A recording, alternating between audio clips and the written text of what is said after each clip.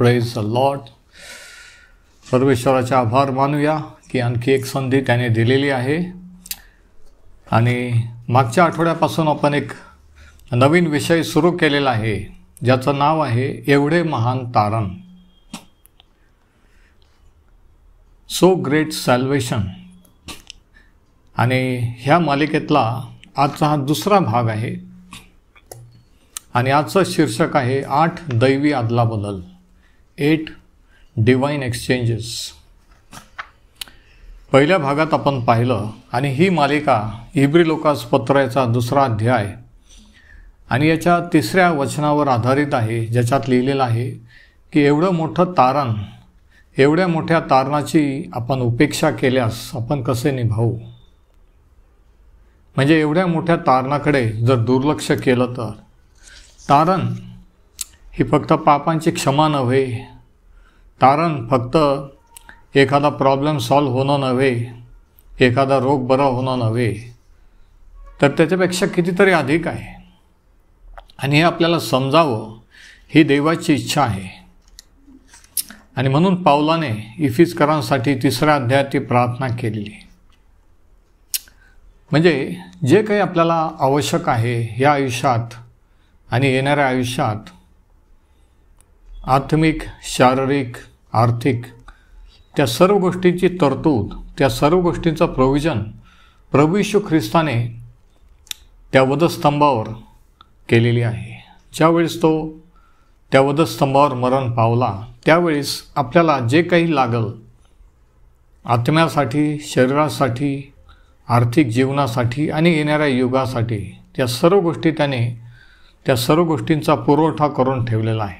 आणि 2 शब्दात जर सांगायचं प्रभू येशू ख्रिस्ताने आपल्यासाठी काय मिळवलं, ते 2 शब्द आहेत एक्सचेंज किंवा अदलाबदल, आणि दुसरा शब्द आहे आयडेंटिफिकेशन किंवा आपलं स्थान घेणे.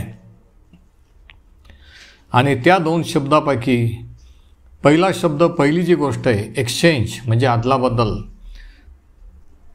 त्याच्याविषयी आज आपण पाहणार आहोत. प्रभू येशू ख्रिस्त ज्यावेळेस त्या वधस्तंभावर मरण पावला त्यावेळेस त्याने 8 गोष्टींची अदलाबदल केलेली आहे. परंतु त्या समजण्यापूर्वी आपल्याला त्यांची का गरज आहे हे समजणं आवश्यक आहे. यशायाचं पुस्तक याचा 53वा अध्याय आणि याचं 6वं वचन या ठिकाणी सर्व मानवजातीचा प्रॉब्लेम किंवा समस्या काय हे सांगितलेलं आहे. आम्ही सर्व मेंढराप्रमाणे बहकून गेलो होतो, आम्ही प्रत्येकाने आपापला मार्ग धरिला होता. अशा आम्हा सर्वांचे पाप परमेश्वराने त्याच्यावर लादले. हा आपला प्रॉब्लेम आहे, मानवजातीचा प्रॉब्लेम आहे की आपण हरवलेलो आहोत. देव हरवलेला नाही, आपण मेंढराप्रमाणे बहकलेलो आहोत, देव बहकलेला नाही आहे. प्रत्येकाने आपण आपापला मार्ग धरलेला आहे. हा मार्ग देवाकडे जाईल, धर्म कर्म केल्याने आपण जाऊ, चर्चला आल्याने जाऊ, 10 आज्ञा पाळल्याने वगैरे वगैरे. प्रत्येकाने आपापला मार्ग धरलेला आहे. परंतु त्या 6व्या वचनात सांगितलं आहे की परमेश्वराने आपल्या सर्वांचे पाप त्याच्यावर लादले, त्याच्यावर म्हणजे प्रभू येशूवर. तर कोणत्या 8 गोष्टीची अदलाबदल त्याने केली, कोणत्या 8 गोष्टी त्याने त्या स्वतःवर घेतल्या आणि त्याच्या आपल्याला दिल्या, त्या आता आपण पाहूया. त्या वधस्तंभावर प्रभू येशू ख्रिस्ताने अदलाबदल केलेली आहे. आपलं जे वाईट ते त्याने स्वतःवर घेतलं आणि त्याचं जे चांगलं ते आपल्याला उपलब्ध करून दिलं. पहिली गोष्ट, पहिला पॉईंट, यशाया 53 वचन 4 आणि 5. खरोखर आमचे व्याधी त्याने आपणावर घेतले, आमचे क्लेश त्याने वाहिले. म्हणजे व्याधी आणि क्लेश हे 2 शब्द अंडरलाईन करा. आमचे व्याधी म्हणजे आपले आजार, दुखणे हे त्याने घेतले आणि आमचे क्लेश किंवा दुःख त्याने वाहिले. म्हणजे 2 गोष्टी त्याने वधस्तंभावर वाहिलेल्या आहे. आता व्याधी, दुःख क्लेश हे केव्हा सुरू झाले? ज्यावेळेस माणसाने पाप केलं त्यावेळेस. जोपर्यंत फळ खाल्लं नव्हतं तोपर्यंत काही प्रॉब्लेम नव्हता. पण ज्यावेळेस देवाची आज्ञा मोडली त्यावेळेस सगळे प्रॉब्लेम सुरू झाले. तेव्हापासून क्लेश आणि व्याधी आणि दुःख हे आले. आणि म्हणून पहिली गोष्ट, पहिली जी अदलाबदल ती या ठिकाणी सांगितलेली आहे. आमचे व्याधी त्याने आपल्यावर घेतले, आमचे क्लेश त्याने वाहिले, तरी त्याला ताडण केलेले, देवाने त्यावर प्रहार केलेले व त्याला पिडिलेले असे आम्ही त्याला लेखिले. वचन 5, खरे पाहिले असता तो आमच्या अपराधामुळे घायाळ झाला. आमच्या हा शब्द अंडरलाईन करा. आमच्या दुष्कर्मामुळे ठेचला गेला. आम्हा शांती देणारी शिक्षा त्याला झाली आणि त्याला बसलेल्या फटक्याने आम्हाला आरोग्य प्राप्त झाले. म्हणजे पहिली गोष्टीची जी अदलाबदल प्रभू येशू ख्रिस्ताने केली ती ही की आपल्या पापांची शिक्षा जी आपल्याला मिळायला पाहिजे ती त्याने भोगली. देवाने तुम्हाला मला जी शिक्षा द्यायला पाहिजे ती आपल्याला न देता, मानवजातीला न देता, जलप्रलय किंवा कोणत्या नैसर्गिक आपत्तीने जगाचा नाश न करता त्याने पापाची शिक्षा त्याच्या पुत्राला प्रभू येशू ख्रिस्ताला दिली. किती विशेषण आहे का? म्हणून पहिली गोष्ट, पहिला पॉईंट हा की Jesus was punished that we might be forgiven. प्रभू येशूला शिक्षा झाली यासाठी की आपली क्षमा व्हावी. पहिली अदलाबदल जर लिहित असाल तर पहिला पॉईंट, प्रभू येशूला शिक्षा झाली यासाठी की आपल्याला क्षमा मिळावी. म्हणजे आपल्याला क्षमा प्राप्त व्हावी, आपल्या पापांची क्षमा व्हावी म्हणून देवाने आपल्याला शिक्षा न देता प्रभू येशू ख्रिस्ताला ती दिलेली आहे. ही पहिली गोष्ट. आणि दुसरी गोष्ट, दुसरी जी अदलाबदल ती त्याच वचनात सांगितलेली आहे 5व्या वचनामध्ये की त्याला बसलेल्या फटक्यांनी आम्हाला आरोग्य प्राप्त झाले. आमचे विकार, आमचे व्याधी त्याने स्वतःवर घेतले, आमचे रोग वाहिले आणि त्याला बसलेल्या फटक्यांनी आम्हाला आरोग्य प्राप्त झाले. म्हणजे दुसरी गोष्ट काय? दुसरा एक्सचेंज की प्रभू येशूने आपले रोग वाहिले यासाठी की आपल्याला आरोग्य मिळावे. प्रभू येशूने आपले रोग वाहिले यासाठी की आपल्याला आरोग्य मिळावे. आणि हे शारीरिक आरोग्य आहे, आत्मिक नाही. काही लोक असं शिकवतात की आत्मिक गोष्टीबद्दल सांगितलेलं नाही. त्याला बसलेल्या फटक्याने आम्हाला आरोग्य प्राप्त झाले. आणि मत्तई 8:16-17 आपण वाचतो की ज्यावेळेस प्रभू येशू ख्रिस्ताने वेगवेगळे रोग बरे केले आणि वेगवेगळ्या दुष्टात्म्याने पीडित लोकांना मुक्त केलं त्यावेळेस मत्तई म्हणतो की ही भविष्यवाणी पूर्ण झाली. मत्तई 8:16-17 ते नंतर तुम्ही वाचू शकता. म्हणजे प्रभू येशू ख्रिस्ताने रोग बरे का केले? की देवाची इच्छा नाही की आपण आजारी असावं, आपण व्याधीत असावं. देवाची इच्छा आहे आरोग्य, म्हणून त्याने रोग बरे केले. तरी काही जण म्हणतात की देवाची इच्छा असेल तर तो मला बरा करेल. का? कारण देवाची इच्छा काय आणि देवाने आपल्यासाठी काय प्रोव्हिजन केलेलं आहे हे माहीत नसल्यामुळे. आणि म्हणून असे लोक बरे होत नाहीत.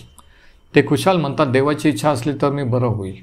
देवाची इच्छा आहे म्हणूनच प्रभू येशूने तुमचे आणि माझे रोग वाहिले, आपले व्याधी आपणावर घेतले आणि त्याला बसलेल्या फटक्याने आपल्याला आरोग्य प्राप्त झाले. म्हणजे आरोग्य, शारीरिक आरोग्य ही प्रोव्हिजन, ही तरतूद त्याने ऑलरेडी करून ठेवलेली आहे.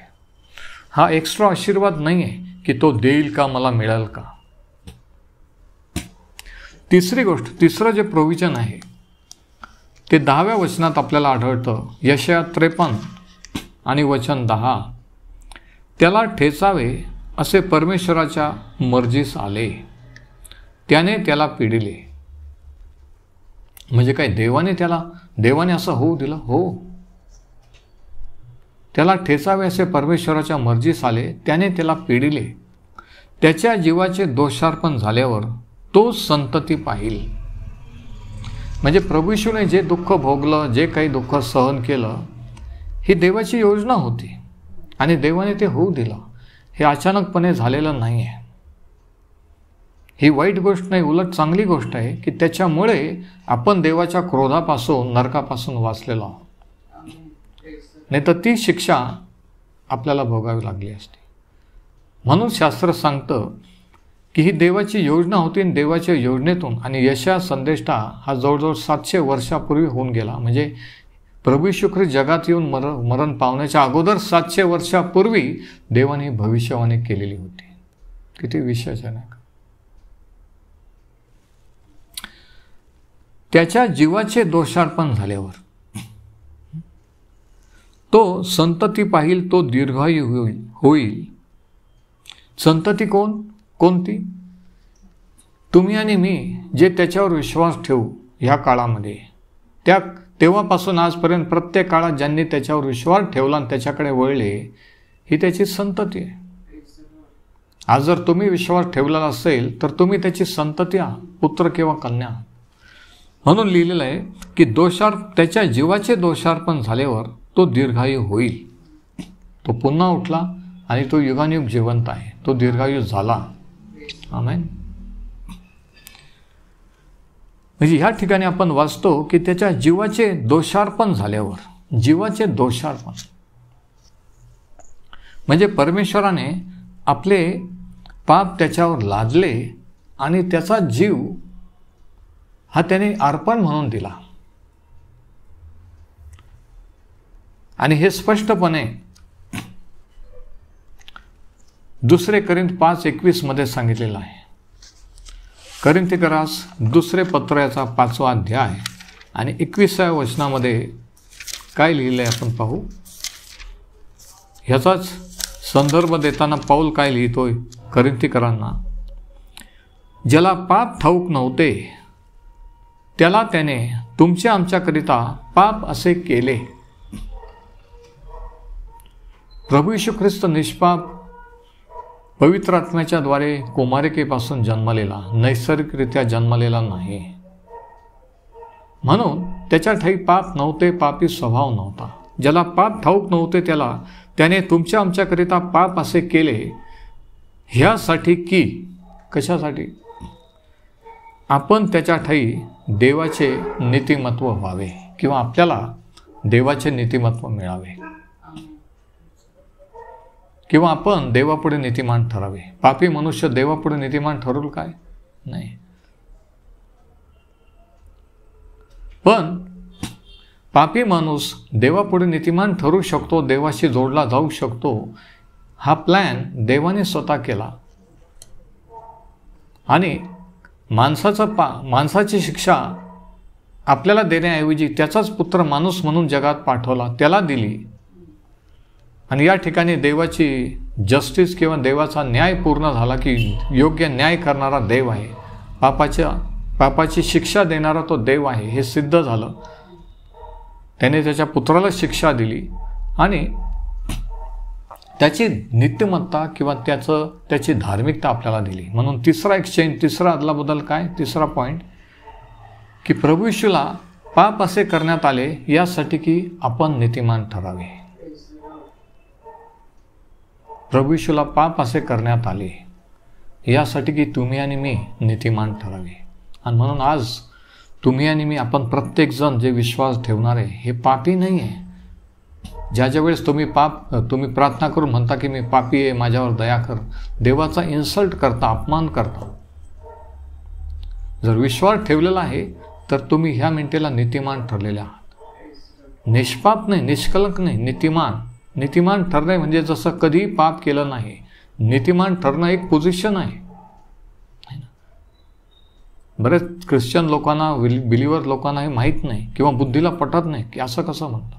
म्हणून 2 कोरिंथ 5:21 जरा नीट वाचा की ज्याला पाप ठाऊक नव्हते त्याला तुमच्या आमच्याकरिता पाप असे केले यासाठी की आपण देवापुढे नीतिमान ठरावे, आपल्याला देवाचं नीतिमत्व मिळावे, त्याच्या पुढे उभं राहण्याची लायकी, त्याचे पुत्र आणि कन्या होण्याची लायकी. आणि हे समजल्यावर आपण धैर्याने त्याच्या सिंहासनाजवळ येतो. आपण खाली मान घालून आणि आरोपीसारखं येत नाही. आपण धैर्याने आनंदाने त्याची प्रार्थना करतो, धैर्याने आनंदाने त्याची स्तुती करतो. पण ज्यांना हा अनुभव नाही, ज्यांचा हा विश्वास नाही, ते गिल्टी कॉन्शियस असतात, है ना. सैतान त्यांना पापाची जाणीव करून देतो की तू पापी आहे, पापी आहे. पण आपण म्हणायचं त्या दुरात्म्याला, त्या सैतानांना, की प्रभू येशूच्या रक्ताने मी नीतिमान ठरलेलो आहे. हे ध्यानात ठेवून जर तुम्ही प्रार्थना कराल, सुरू कराल, तर तुम्ही तुमच्या प्रार्थनेचे उत्तर मिळालेले पाहाल. मी तुम्हाला सांगतो, मला जोपर्यंत हे सत्य माहीत नव्हतं तेव्हा माझ्याही प्रार्थनेत पॉवर नव्हता. म्हणून तुमच्या प्रार्थनेत जर पॉवर येऊन काहीतरी मिळायचं असेल, काहीतरी व्हावं अशी इच्छा असेल, तर हे ध्यानात ठेवा की तुम्ही पापी नाही तर येशू ख्रिस्ताच्या रक्ताने नीतिमान ठरलेले आहात. हे समजून ह्या विश्वासाने तुम्ही प्रार्थनेला सुरुवात करा. ह्या विश्वासाने तुम्ही मागायला लागा आणि मग तीच साक्ष होईल. म्हणून तिसरा एक्सचेंज, तिसरी अदला बदल काय, की प्रभू येशूला पाप असे करण्यात आले यासाठी की आपण नीतिमान ठरावे. यशाया 61 या ठिकाणी याविषयीचं चित्र आपल्या पुढे प्रकट करतो. यशाया 61 आणि वचन 10. आयझाया 61:10. मी परमेश्वराच्या ठाई अत्यंत हर्ष पावतो, तो म्हणतो, आणि हे भविष्यवाणी आहे. माझ्या देवाच्या ठाई माझा जीव उल्हासतो. तुमचा जीव त्याचं वचन वाचताना, प्रार्थना करताना उल्हासतो का? आनंद वाटतो का? चर्चला जाताना, भक्ती करताना, की जीवावर आल्यासारखं आपण वाचायचं म्हणून वाचतो, यायचं म्हणून येतो? तसं असेल तर तारणाचा अनुभव नाही आहे. ते सगळं खोटं आहे. ते सगळं दिखावा आहे, ढोंगेपणा आहे.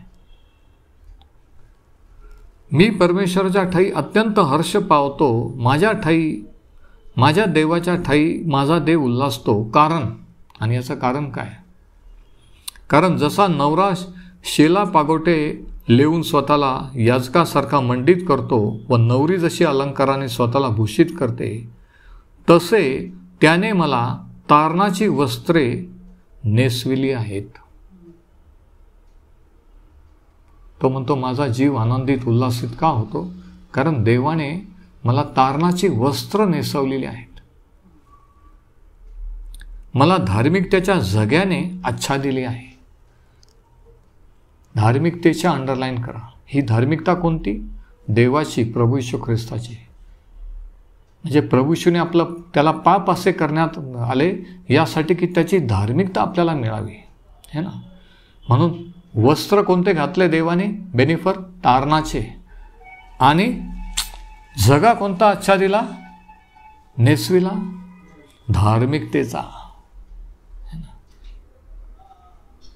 किती विशेष आहे नाही का?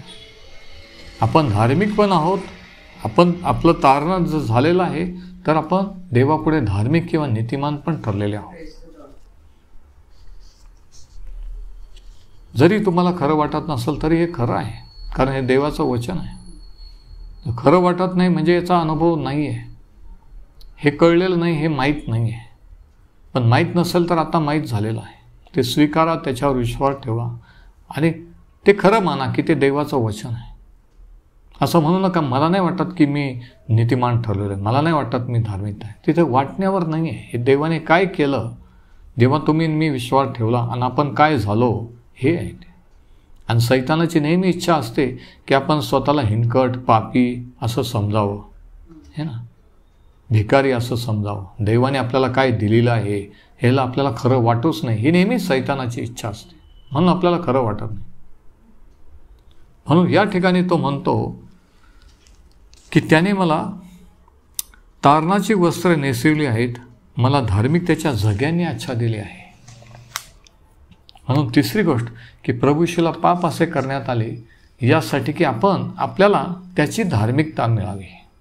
Praise the Lord. ही तिसरी गोष्ट. आत्ता ह्या मिनिटाला जर तुम्ही विश्वास धरणारे आहात तर त्याने तुम्हाला त्याची धार्मिकता दिलेली आहे, तुम्हाला नीतिमान ठरवलेली आहे.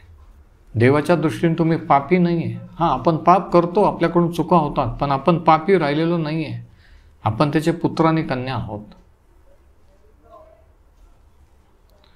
हा विश्वास तुम्हाला धैर्य देईल.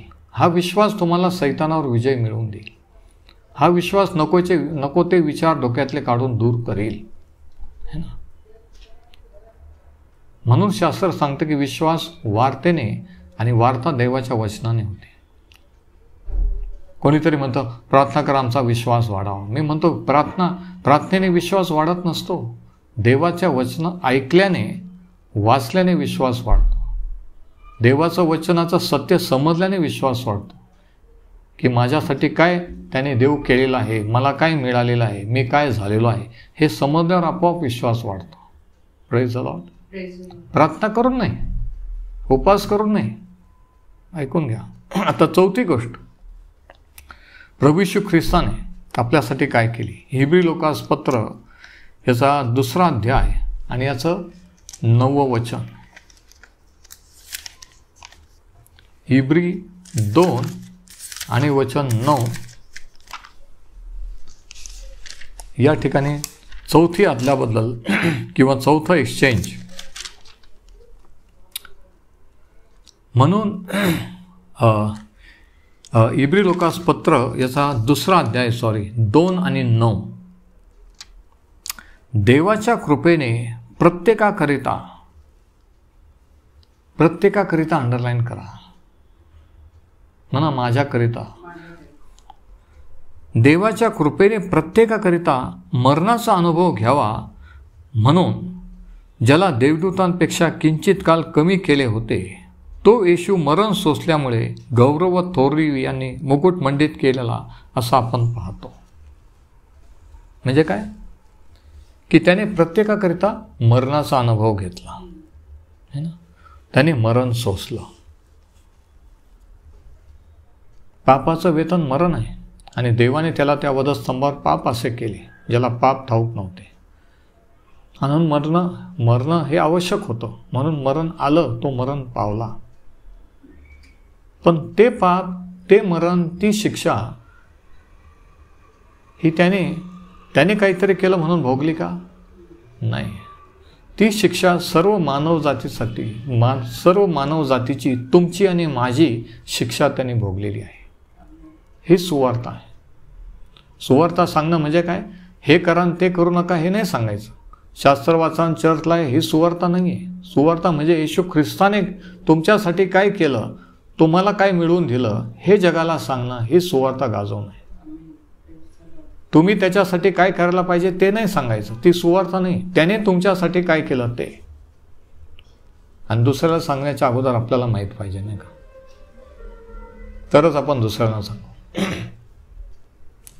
म्हणून चौथी गोष्ट, Jesus died our death that we might receive his life.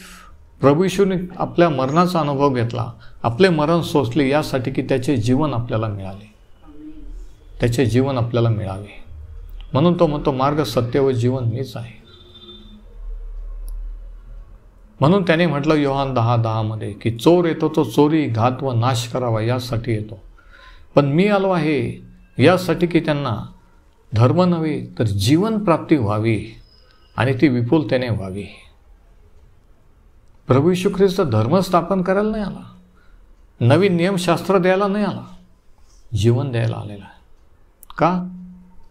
कारण आपल्याला जीवनाची गरज आहे, धर्माची नाही, नवीन नियमशास्त्राची नाही, आणखी काही रूल पाळायची नाही. आपण मरणाकडे चाललेलो पापी आहोत, म्हणून आपल्याला जीवनाची गरज आहे आणि त्याने ते जीवन आपल्याला उपलब्ध केलेलं आहे. Praise the Lord. ही सुवार्ता आहे. आणि ही जर कळली नाही तर काहीच शास्त्र कळलेलं नाही. हे जर सांगता आलं नाही तर दुसऱ्याला काहीच नीट सांगितलेलं नाही.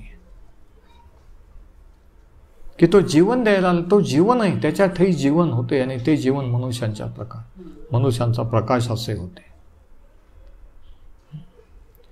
ज्यावेळेस आपण प्रभूवर विश्वास ठेवतो त्यावेळेस आपल्याला जीवन मिळतं. आपण मरणातून जीवनात येतो, सार्वकालिक जीवनात तारणात येतो.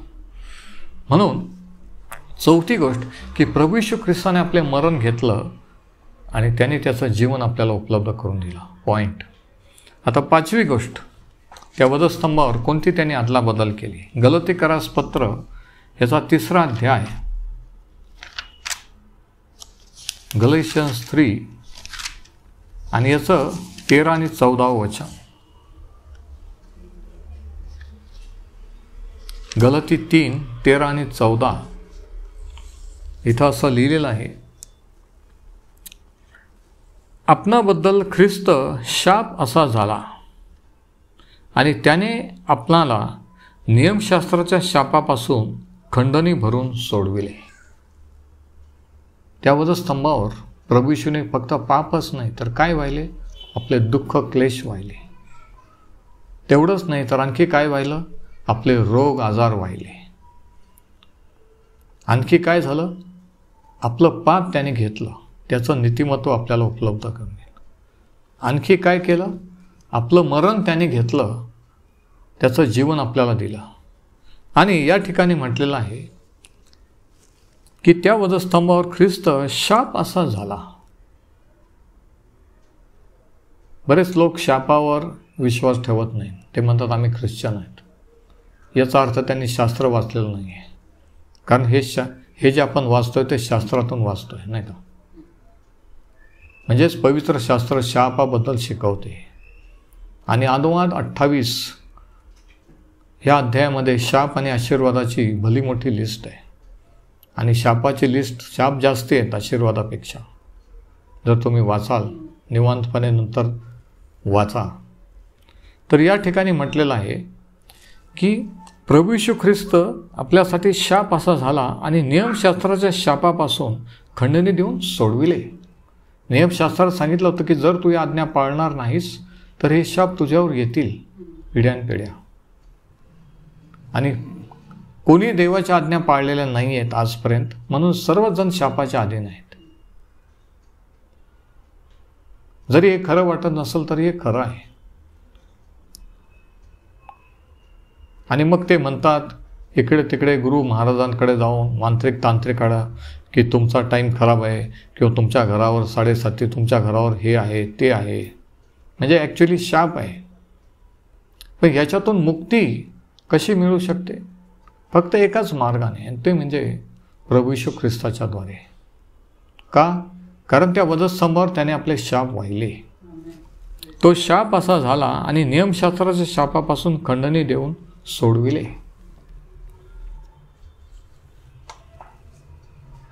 अशासाठी की वचन 14, अब्रामाला दिलेला आशीर्वाद ख्रिस्त येशूमध्ये विदेशांना किंवा परराष्ट्रीयांना मिळावा. म्हणजे तुम्ही आणि मी जे गैर यहुदी, जे आपण इस्रायली नाहीत, जे आपण देवाच्या दृष्टीने परराष्ट्रीय विदेशी, त्या आपल्यालाही इस्रायलाला देव केलेले आशीर्वाद आणि इस्रायलचा मसिया त्याच्याद्वारे आपल्याला ते आशीर्वाद मिळावेत.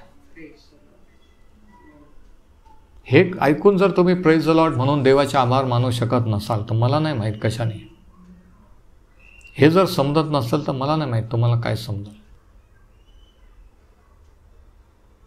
की त्या वधस्तंभावर प्रभू येशूला देवाने शापित असं केलं. ज्या आपण आज्ञा मोडलेल्या होत्या, कोणी आज्ञापालन केलेलं नव्हतं, म्हणून जे शाप येतील असं नियमशास्त्रात सांगितलं होतं की हे शाप येतील आणि आज लोकांच्या जीवनावर आहेत, ते सर्व शाप प्रभू येशूने स्वतःवर घेतले. म्हणून आज प्रभू येशूवर जर आपण विश्वास ठेवतो तर आपल्याला कोणत्याही शापाच्या अधीन राहण्याची गरज नाही. आपण शापातून मुक्त झालेलो आहोत. कोणी कितीही सांगू द्या, भविष्यवाणी करू द्या की अमुक अमुक तुमच्या घराण्यावर शाप आहे, अमुक अमुक यांनी हे केलेलं आहे ते केलेलं आहे. जर तुम्ही विश्वास ठेवलेला आहे असेल तर त्या शापातून प्रभू येशूने तुम्हाला मुक्त केलेले आहे. कशावरून? ह्या वचनावरून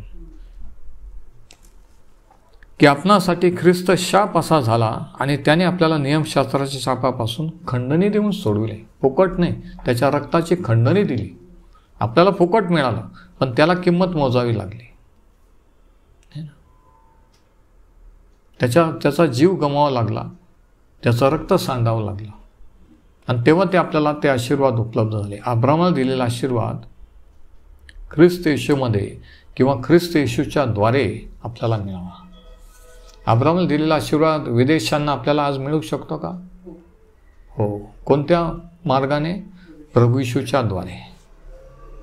डायरेक्ट मिळू शकत नाही का? नाही. कारण प्रभू येशूच्याच द्वारे सर्व मानवजातीला जे काही आवश्यक आहे ते देवापासून प्रभू येशूच्याच द्वारे मिळू शकतं. तोच एक माध्यम आहे. दुसरं ऑप्शन नाही आहे का? नाही आहे. ही सुवार्ता आहे. 6वी गोष्ट, तर 5वी गोष्ट, प्रभू येशू ख्रिस्ताने आपले शाप घेतले आणि त्याचे आशीर्वाद आपल्याला, देवाचे आशीर्वाद आपल्याला उपलब्ध करून दिले. 6वी गोष्ट, 2 कोरिंथ याचा 8वा अध्याय आणि याचं 9वं वचन.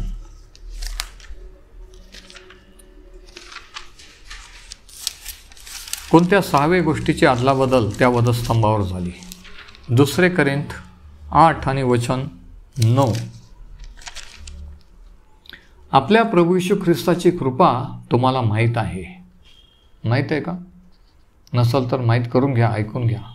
आपल्या प्रभू येशू ख्रिस्ताची कृपा तुम्हाला माहीत आहे, तो धनवान असता तुम्हाकरिता दरिद्री झाला.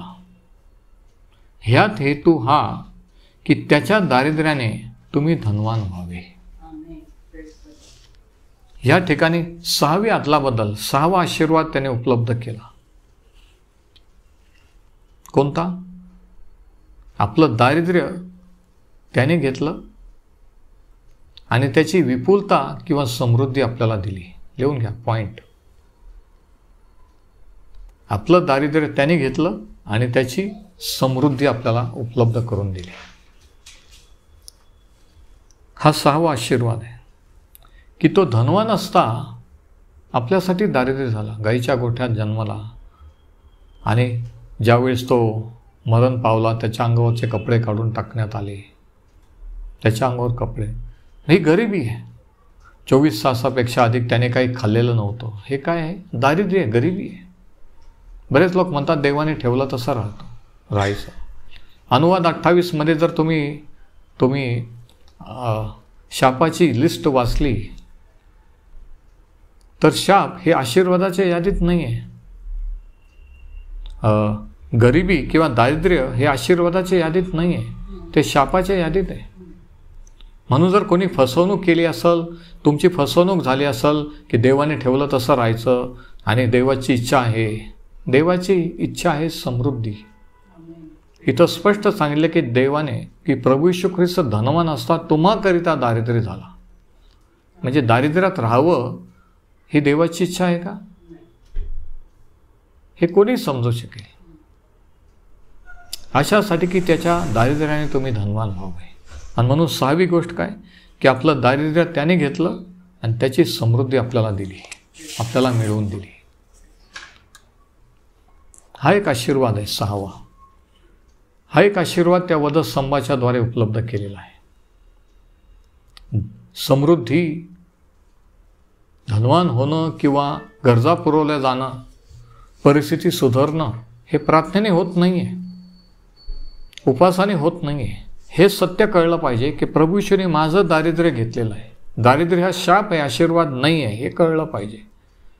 आणि मग त्याचे आभार मानले पाहिजे कळल्यावर की प्रभू तू माझं दारिद्र्य, माझी गरिबी घेतलीस आणि तुझं समृद्धी मला दिली. मी विश्वास ठेवतो. आणि मग आपण त्या समृद्धीत चालू लागतो. मग आपण त्या दारिद्र्यातून मुक्त होतो. म्हणून त्याने म्हटलं की सत्य तुम्हाला समजेल आणि सत्य तुम्हाला मुक्त करेल, स्वतंत्र करेल. कशापासून मुक्त करेल? हे चुकीचे विचार, चुकीच्या कल्पना, धार्मिक विचार की देवाने ठेवलं तसं राहायचं, मला नाही वाटतं ते माझ्यासाठी आहे, नाही पण आमचं घराणंच असं आहे, नाही पण माझं शिक्षण एवढं आहे, नाही पण कोणी काहीतरी केलेलं आहे. हे याच्यापासून सत्य तुम्हाला समजेल आणि सत्य तुम्हाला मुक्त करेल. देवाच्या वचनाचं सत्य जेव्हा समजतं, क्लिक होतं, प्रगट होतं, तेव्हा आपण त्याच्यातून मुक्त होतो. तोपर्यंत मुक्त होतच नाही. तुम्ही किती प्रार्थना करा, किती चर्चला जा, किती उपास धरा, किती मीटिंगला जा, काहीही करा, वचनाचं सत्य, म्हणून वचन मेन आहे, सत्य समजणं मेन आहे. आता 7वी गोष्ट, 7व्या गोष्टीची अदलाबदल इब्री लोकास पत्र याच्या 12व्या अध्यायात आपल्याला आढळते. 8 गोष्टींची प्रभू येशू ख्रिस्ताने त्या वधस्तंभावर अदलाबदल केलेली आहे. आणि त्याच्यातली आता ही 7वी गोष्ट किंवा 7वा आशीर्वाद तुम्हाला मला उपलब्ध करून दिलेला आहे. इब्री लोकास पत्र याचा 12वा अध्याय आणि 2रं वचन, आपण आपल्या विश्वासाचा उत्पादक व पूर्ण करणारा येशू याच्याकडे पाहत असावे. आणि आता ऐका, जो आनंद त्याच्या पुढे होता त्याकरिता त्याने लज्जा तुच्छ मानून किंवा लज्जा सहन करून वधस्तंभ सहन केला आणि तो देवाच्या राजासनाच्या उजवीकडे बसलेला आहे. म्हणजे त्या प्रभू येशू ख्रिस्ताने त्या वधस्तंभावर, ज्यावेळेस त्याला वधस्तंभावर देण्यात आलं, ज्यावेळेस तो वधस्तंभावर लटकलेला होता, कोणतंही चर्च, कोणतंही चित्र असं नाही की त्याच्यावर काहीतरी कपडा दाखवतात, पण शास्त्र सांगतं की ओरिजिनली ज्यावेळेस तो वधस्तंभावर होता त्याच्या अंगावर एकही वस्त्र नव्हतं आणि सर्व लोक त्या ठिकाणी जमलेले होते. म्हणजे लज्जा त्याने सहन केली. किती लज्जास्पद होतं. मारलेलं होतं, चेहरा विद्रूप झालेला होता, दुःख सहन केलेलं, पण लज्जासुद्धा त्याने सहन केलेली. आज कोणत्या गोष्टीमुळे तुम्ही लज्जित झालेले आहात? मुलींच्या वर्तणुकीमुळे, मुलाच्या वर्तणुकीमुळे, एखादा पाप, एखादी घटना जीवनात घडल्यामुळे समाजात पहिलं स्थान, पहिली इज्जत राहिलेली नाही, असं वाटतं का? त्याला काय म्हणतात? लज्जा, अप्रतिष्ठा, शेम. ते म्हणतात की तोंड दाखवायला जागा राहिली नाही. तर प्रभू येशू ख्रिस्ताने ती लज्जा त्या वधस्तंभावर सहन केली. आणि लज्जेच्या विरुद्ध शब्द काय आहे? गौरव किंवा प्रतिष्ठा. म्हणून 7वी गोष्ट, 7वा आशीर्वाद, 7वी आदला बदल काय? की प्रभू येशूने आपली लज्जा सहन केली यासाठी की आपल्याला त्याचं गौरव प्राप्त व्हावे. आज तुम्हाला लज्जित जीवन, लज्जित आयुष्य घालवण्याची गरज नाही आहे. म्हणायची गरज नाही की मला तोंड दाखवायची गरज नाही आहे, मी कोणाला फेस करू शकत नाही समाजाला. नाही, त्या भावनेतून तो गेला, त्याने ती लज्जा सहन केली आणि त्याचा गौरव आपल्याला दिलेला आहे. लज्जास्पद होणं, अपमानास्पद होणं कसं वाटतं हे त्याने सहन केलेलं आहे. त्याला माहीत आहे कसं वाटतं, कारण तो त्याच्यातून गेलेला आहे. त्या वधस्तंभावर कितीतरी गोष्टी झाल्या नाही का? आपण फक्त गुड फ्रायडेला 7 शब्द ऐकतो आणि आपल्याला वाटतं 7 शब्द म्हणजे तेवढाच आशीर्वाद. तेवढा नाही आहे. 8 आशीर्वाद, 8 गोष्टींची आतला बदल त्याने केलेली आहे. तर ह्या वचनात लिहिलेलं आहे की प्रभू येशू ख्रिस्ताने लज्जा सहन केली आणि त्याच्याऐवजी आपल्याला काय उपलब्ध केलं? इब्री लोकास पत्र 2 आणि वचन 10. इब्री 2 आणि 10. कारण ज्याच्यासाठी सर्व काही आहे व ज्याच्याद्वारे सर्व काही आहे त्याने इब्री लोकास पत्र याचा 2रा अध्याय आणि 10वं वचन. या ठिकाणी असं लिहिलेलं आहे, कारण ज्याच्यासाठी सर्व काही आहे व ज्याच्याद्वारे सर्व काही आहे. आणि हे कोणासाठी आहे? प्रभू येशू ख्रिस्तासाठी, ज्याच्याद्वारे सर्व काही आहे, ज्या सर्व गोष्टींचा तो उत्पन्न करता, त्याने पुष्कळ पुत्रांना गौरवात आणताना. आणि ते पुष्कळ पुत्र आणि कन्या कोण? तुम्ही आणि मी. प्रत्येक काळात त्याच्यावर विश्वास ठेवणारे. गौरवात आणताना त्यांच्या तारणाचा तो उत्पादक. म्हणजे त्याने आपल्याला त्याच्या गौरवात आणलेलं आहे. आपली लज्जा त्याने घेतली आणि त्याचा गौरव आपल्याला मिळवून दिला.